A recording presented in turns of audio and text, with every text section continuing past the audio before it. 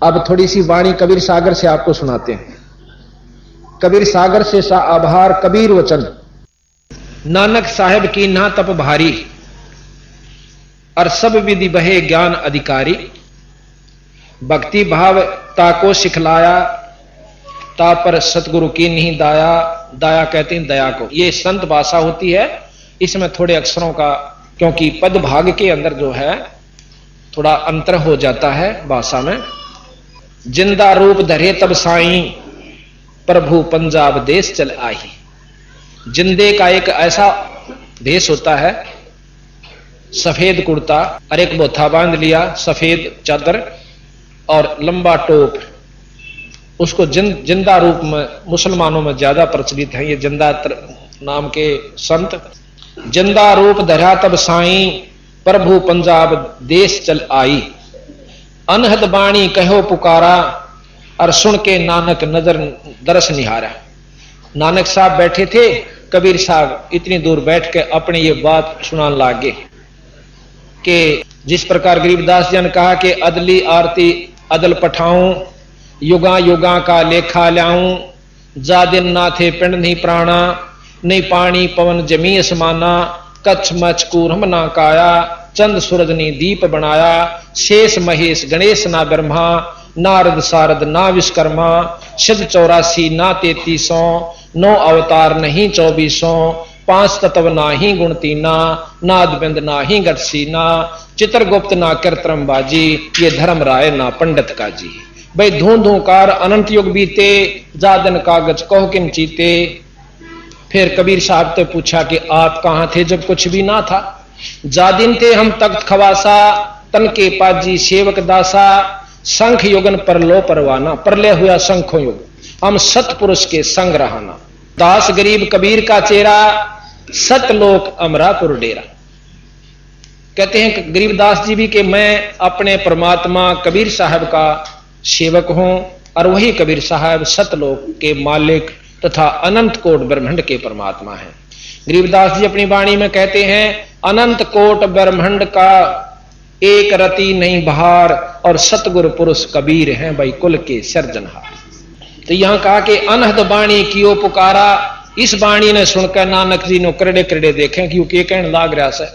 सुनकर अनहद बाणी कियो पुकारा, सुनकर नानक दरस निहारा।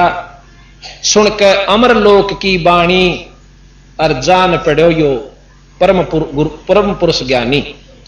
नानक जी ने समझा कि ये पूर्ण संत है, ये तो बहुत ऊंची की बात कहे से। तो नानक साहब पूछने लागे, आवो पुरुष सतगुरु ज्ञानी, अमर लोक की हमने सुनी ना बाणी। वो सतलोक नहीं जाना हमने कौन सा होश है, और किसी शास्त्र में ज्ञान नहीं पाया। अर्ज सुनो प्रभु जंदा स्वामी, कहो अमर लोक कहां निज धामी। कि वो लोक कहां है जिसको आप सतलोक कहते हो, सतधाम कहते हो। कहा न कही अमर निजवाणी, कि किसी ने काहू ना कही ये अमर निजवाणी। ये बात हमारे ताई किसी ने नहीं बताई जो आप बताने लाग रहे। और धन कबीर परम गुरु ज्ञानी, कोई न पावा तुमरा भेदा। और जाको खोज चुके ब्रह्मा और चहु वेदा। इसको चारों वेद और ब्रह्मा जी ने भी आपका भेद नहीं पाया। अब कबीर साहब कहते हैं, जब नानक तुम बहुत तप कीन्या, और निरंकार बहुते दिन चीन्या। तुमने बहुत तपस्या की, बहुत साधना की, युगा युगा में की, और निरंकार ते एक पुरुष नहीं आ रहा। अजर दीप ताकी तक सारा। अजर दीप, अमरदीप, सतलोक वो अलग स्थान है। पुरुष विछो भयो तब जब से, और काल कठिन मग रोक्यो तब से। जब से भी आप सतलोक से यहां आए थे अपनी इच्छा अनुसार, पर उसी समय आपका रास्ता इस मार्ग काल ने गलत साधनों से, गलत शास्त्रों से रोक दिया। इत तुम सरस भक्ति ना होई, क्योंकि परम पुरुष ना भेटो कोई। यहां आपकी सरस भक्ति, एक रस भक्ति नहीं होती। आपने देखा होगा कि आपने बहुत सी साधन नाटक भी सुने होंगे कि विश्वामित्र जी ने तप किया, बहुत जाजूल तप कर लिया, परंतु नहीं होने दिया। एक अप्सरा को भेजा, उर्वशी को भेज कर उसका तप खंड करवा दिया। तो महाराज कहते हैं काल की व्यवस्था में प्रथम तक कोई भजन करना नहीं चाहता, और चाव बीस है तो यू काल होन नहीं देता। के आंट लाग रही थी उसके तपना भंग करण की, ठीक से अपना भजन करा था, करण देते। या कोबद क्यों आई उनके मन में? ये काल प्रेरित होते हैं। इंद्र का भरदी गुब्बारा के तरह राज खोज लेगा, उसने ठहब श्रृंगारी अपनी उर्वशी और विश्वामित्र का खंड कर दिया। तो महाराज कहते हैं ये इत तुम सरस भक्ति ना होई, क्योंकि परम पुरुष कोई ना भेंटा कोई। आपको सतमार्ग दर्शक नहीं मिला, आपको रास्ता सही नहीं मिला, इस करके कोई तो तप पे लाग रहा है, कोई गीता पढ़ के मुक्ति चाहे, कोई पुराणों को पढ़ के मुक्ति चाहे, कोई वेदों के ज्ञान को कंठस्थ वेद घोट लेने को ही मुक्ति समझता है, और कोई कुरानों को और मुसलमान भाई अपने उन ओछी साधनों को ही अपनी मुक्ति का साधन समझते हैं। तो बंदी छोड़ कबीर साहब ने दोनों धर्मों की जो कमियां थी वो ज्यों की त्यों कही, और खड़े होकर बाजार में कही, और सब धर्म सब मतलब उनके मंडलों में जाकर कही जहां पर विद्वान और उनके मौलवी और पंडित और काजी बैठे हुआ करते थे। और उस समय आज कोई कह के दिखा दो अरब कंट्री में जाके एक भी लफ्ज और इस्लाम धर्म के खिलाफ, और कबीर साहब ने सरेआम, जबकि मोहम्मद इसमें दिल्ली के अंदर सिकंदर लोधी राजा होया करता था, बहुत क्रूर बादशाह था, जो बहलूल लोधी का पुत्र सिकंदर लोधी था, वो बहुत क्रूर राजा था। उसको ऐसा ठोक ठोक का जवाब दिए थे, और उसने कोशिश करी थी कि कबीर साहब ने खत्म करवा दूं, उनकी परीक्षा लेनी चाहिए थी कि तू भगवान है? कहा मैं अल्लाह हूं, मैं खुदा हूं। कबीर साहब ने कहा, एक गऊ मंगा ली, हजारों आदमियों के सामने रुआ काट दी, वह गाबन थी, मां और बच्चे के 4 टुकड़े हुए। ने बोला अल्लाह में यह गुण होता है कि इसको जीवित कर सकता है? कबीर साहब ने बोले मेरा अल्लाह का यही गुण नहीं होता कि किसी मुर्दे ने जीवित कर दे, अल्लाह के और भी बहुत गुण होते हैं, केवल एक ही सिद्धि से भी आप अल्लाह मत स्वीकार करना, पर इसने से जीवित जरूर कर दूंगा। कबीर साहब ने 2 चुटकी मारी थी, 2 थाप उस बच्चा कर गऊ का, दोनों उसी समय जुड़ जाती हैं, और ला के बाछड़ा दूध ठोक दी, दूध की देग ठोक दी। बोल बंदी छोड़ महाराज की जय। ये तो 600 साल पहले का इतिहास है, कि देखो न सोचे गपोड़ मार रखे होंगे। अब जिसका नहीं यकीन हो उसकी अपनी बुद्धि वहीं तक काम करती है। परमात्मा में ये गुण है जो वो कर सकता है। तो सिकंदर लोधी ने पांव पकड़ लिए दिल्ली के बादशाह ने, अरने बोले आप अल्लाह की जात हो, परवरदिगार हो, मुझे बख्श दो। पालकी में बिठाकर उनके घर छोड़ कर आया था। ऐसे ऐसे चमत्कार आपको आगे बहुत कुछ बताएंगे, जिससे आपको प्रमाणित करके दिखावांगे कि कबीर साहब परमात्मा है। तो यहां के तब तक हमसे बिछड़े भाई, और 60,000 जन्म तू पाई। नानक साहब आपके 60,000 जन्म हो लिए जब तक तू सतलोक से आया है। दर दर जन्म भक्ति भल की नहा, और फिर काल निरंजन चक्कर दीना। तने बहुत भक्ति करी, जितनी बार भी आप यहां पर आए बहुत भक्ति करके गए, और फिर भी आपको जन्म मरण के चक्कर तय काल ने नहीं बचन दिया। ये व्यवस्था से इस ब्रह्मताएं की कि कोई जीव मुक्त नहीं हो सकता। कुछ समय स्वर्ग में बिठा दिया जाता है। स्वर्ग की परिभाषा आपको कल बताई थी। अपनी की हुई पूंजी ने शिमला खाया हुआ 10,000 रुपया ने, वो खत्म होंगे उल्टा है, फिर आ जा, फिर आड़ा मंड जा, फिर खाया हुआ 2 महीने गर्मियां में। ये इतना सुख स्वर्ग में है। यही कबीर साहब बताते हैं। गरीबदास जी महाराज कहते हैं ये रहट का कुआ लोई, रहट तले भरया ऊपर खाली, नीचा भरया ऊपर खाली, और यागड़ बंदा है सब कोई। 88 और 33 करोड़ी देव, यानी 88,000 से 33 करोड़ देवता, और सभी बंधे निरंजन की डोरी, नो रेट की डोरी का बांध रखें। काटे जाओ चक्कर, नीचा आओ भक्ति करो, ऊपर जाकर स्वर्ग में खाओ, फिर चक्कर काटो, फिर गधे बनो और कुत्ते बनो, लख 84 भी भोगो। क्योंकि गीता जी का श्रेष्ठतम ज्ञान है यहां पर कि जिसे कर्म जीव करेगा भोगे सरेगा। अब भाई बुरे भी होते हैं, अच्छे भी होते हैं। बंदी छोड़ कहते हैं कि हमारी शरण माए पाछा आपने पिछले कर्मा पर आपके यहां पर क्रॉस कर दिया जाएगा, खत्म कर देंगे। कई भाई यहां ऐतराज करते हैं कि फिर तो परमात्मा न्यायी हो गया। न्यायी नहीं, वो न्यायी है। अब जैसे आपने देखा होगा कि ऐसा कभी नहीं हो सकता कि आदमी मानस मार दे और उसने माफ कर दे, खूब कर दिए जाते, यहां भी कर दिए जाते।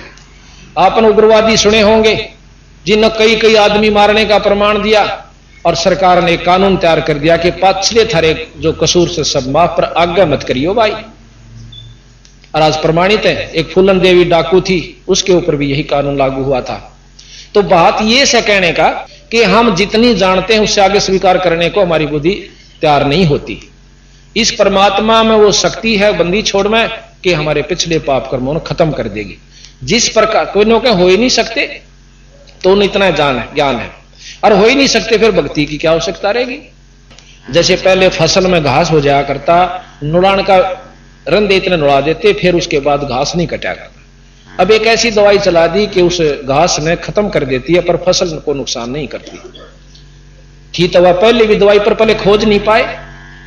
इसी प्रकार ये नाम शुरू से है, पर अब इसकी प्रचलित हो गया तो अब यूं काम कर रहा है जैसे वह दवाई फसल में कर रही है। तुम बड़ भगत बहु सागर आवा, तो और जीव की कौन चलावा।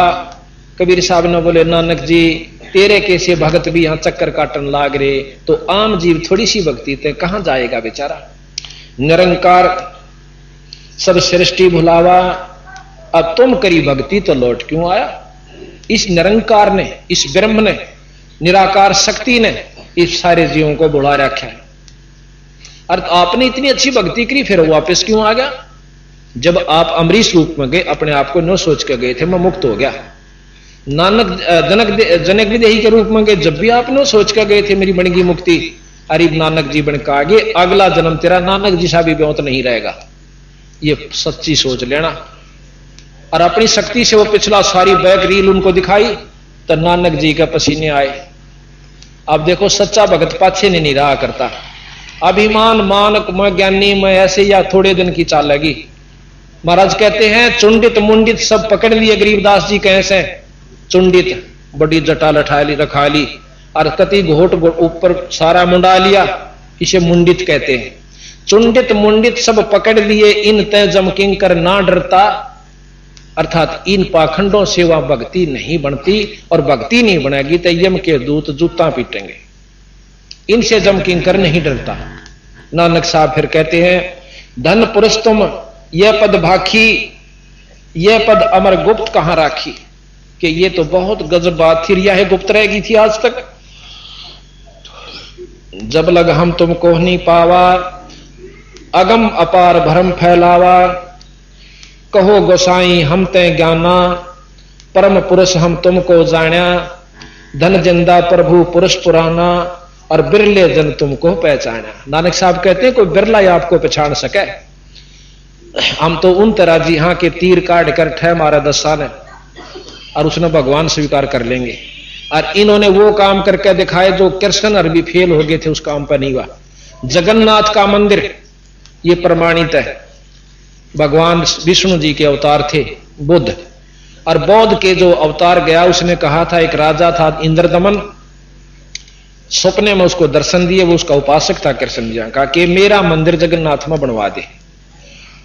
अब राजा ने वही आज्ञा मान के अपने इष्ट की और जगन्नाथ के मंदिर की स्थापना करवा दी। पूरा मंदिर बहुत पैसे सुजित, बहुत अच्छी ढंग से, सुंदर ढंग से उस पर बहुत पैसा लगाकर सुसज्जित करके उसको बनवा दिया।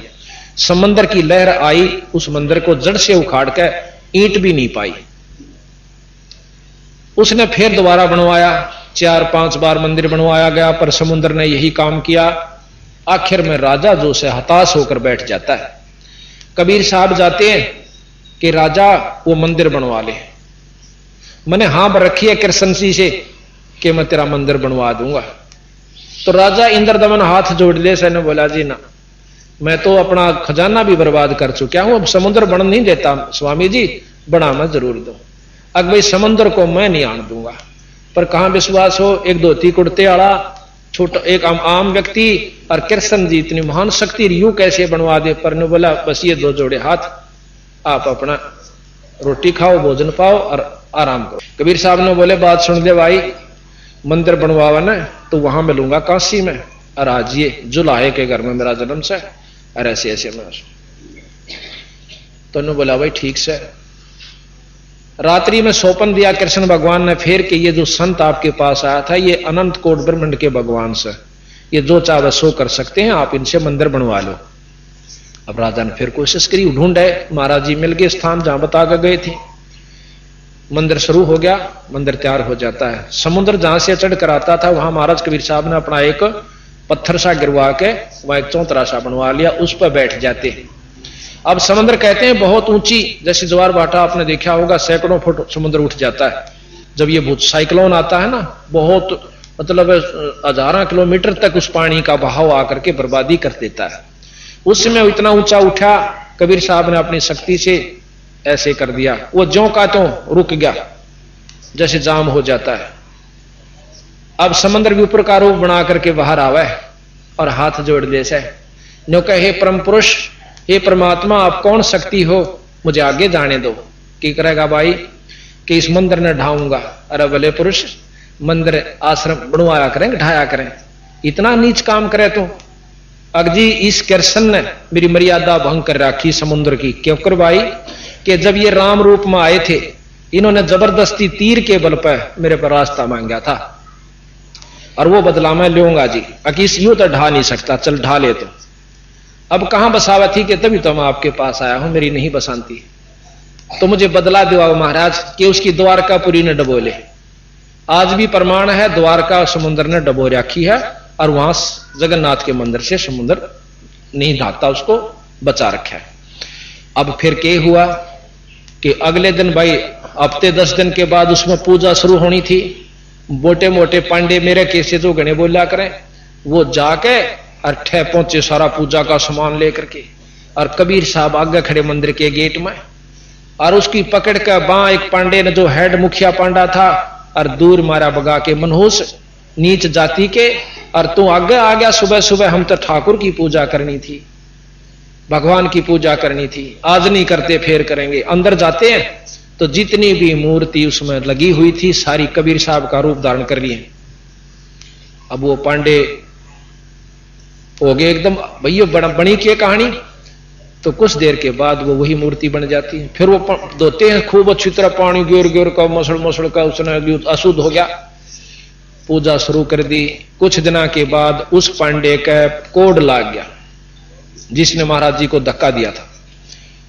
कोड लाग गया, इतना इलाज करवा लिया, तड़फे रात की नींद खत्म होगी, दिन में किल की मारे, सारे दवाई करा ली, कोई आराम नहीं हुआ।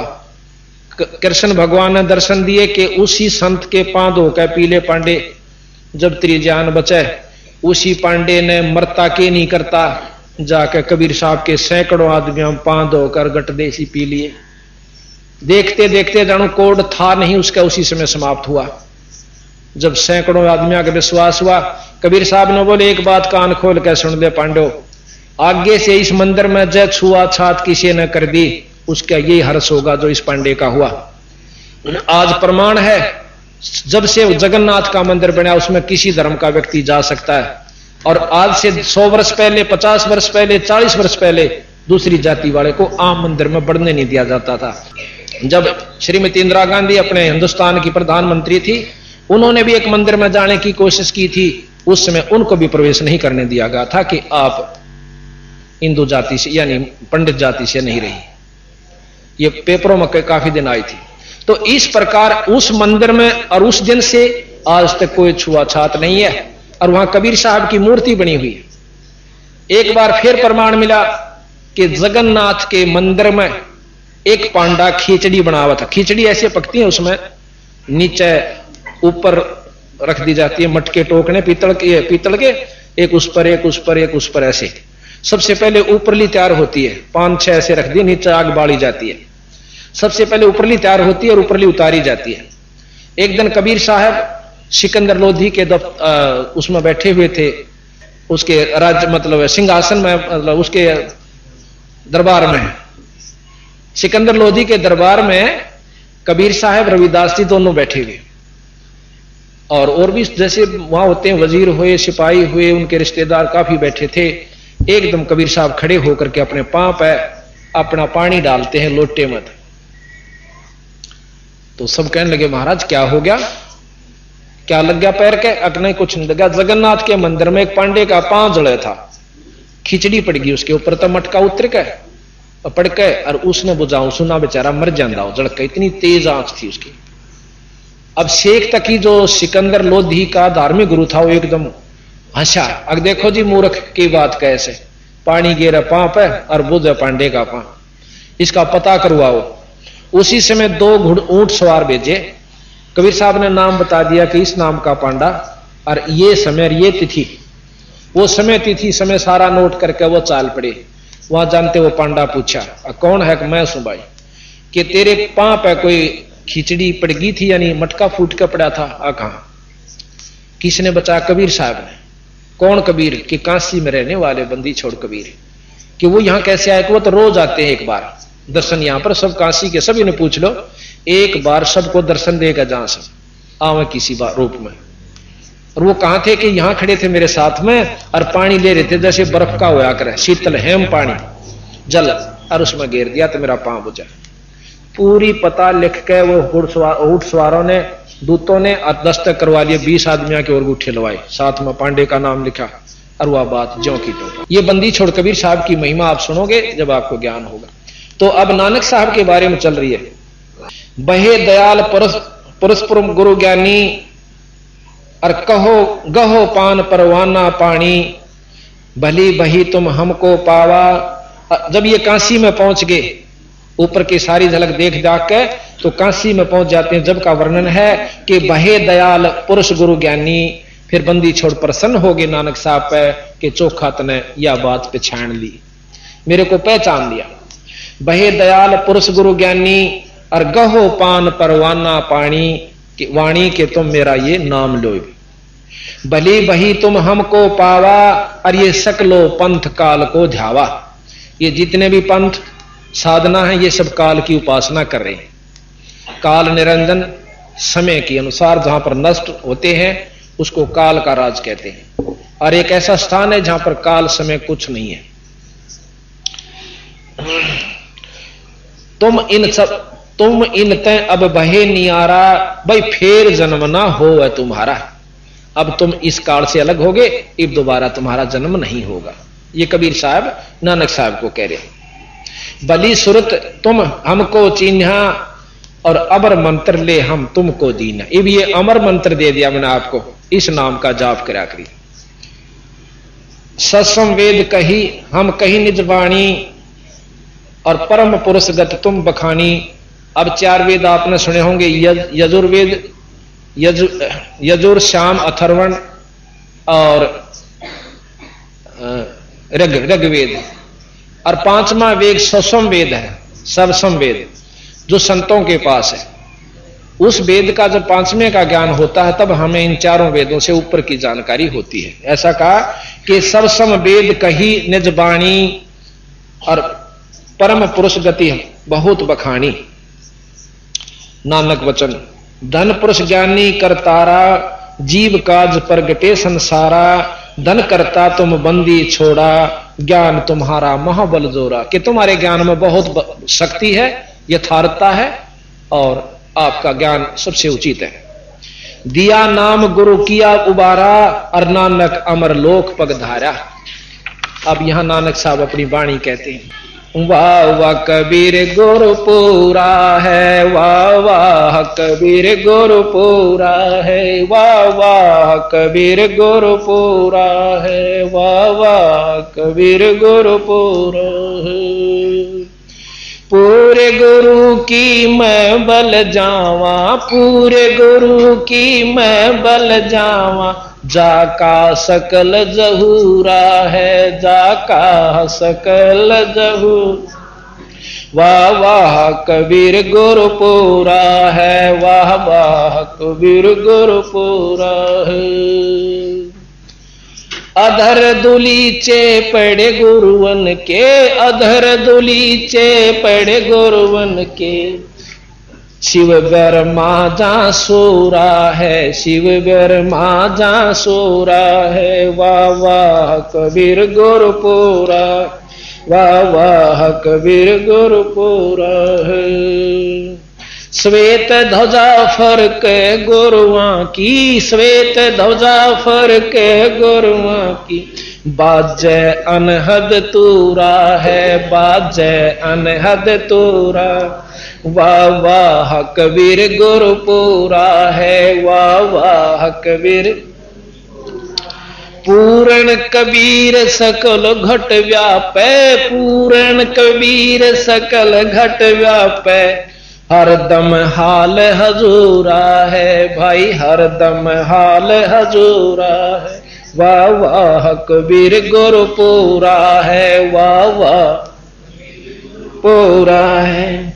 नाम कबीर जप बड़ भागी, नाम कबीर जप बड़ भागी। नानक चरण का धूरा है, नानक चरण का धूरा।